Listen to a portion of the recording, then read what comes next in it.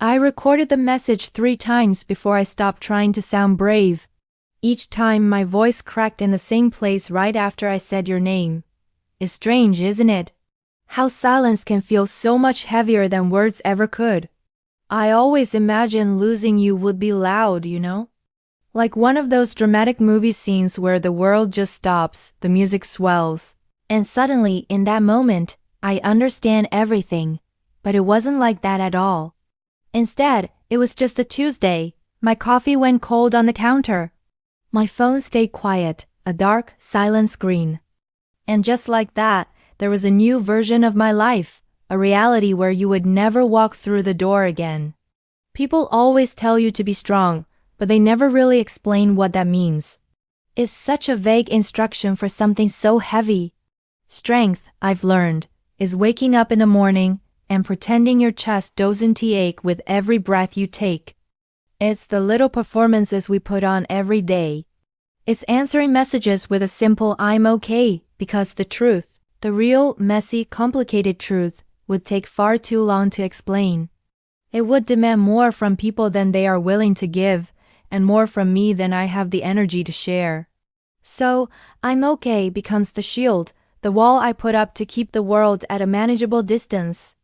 I kept our last conversation saved on my phone. Not because it was particularly meaningful or profound, in fact, it was the exact opposite. We talked about groceries.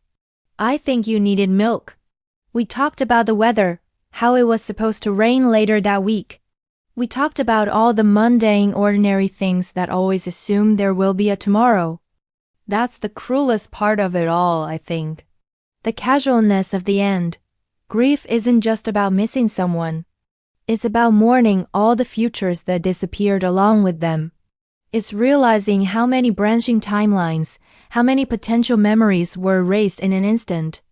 I stopped trying to send the message. I deleted the drafts, the shaky recordings.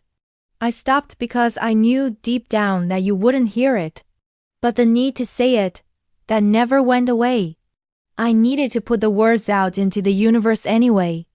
I needed to tell you that I'm still here, and I'm still carrying the version of myself that you knew, the one you loved.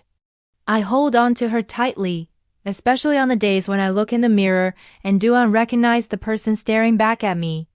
Even when I find myself laughing and a wave of guilt washes over me for daring to feel happy without you. I needed to tell you that I'm learning, slowly and painfully, how to live in a world that didn't keep its promises to me, to us.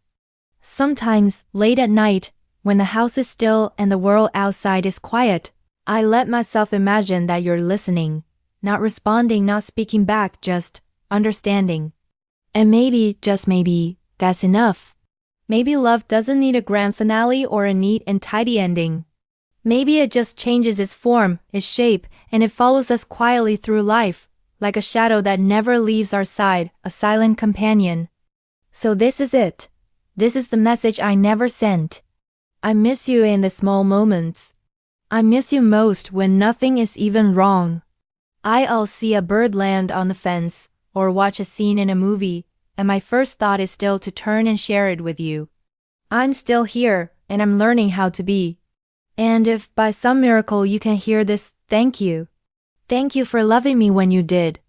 Losing someone is a journey no one asks to take, and it's a path that can feel incredibly lonely.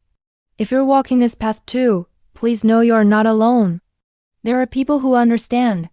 Organizations like the Dinner Party or Grief Share offer communities where you can connect with others who get it. And if the weight feels too heavy, please reach out.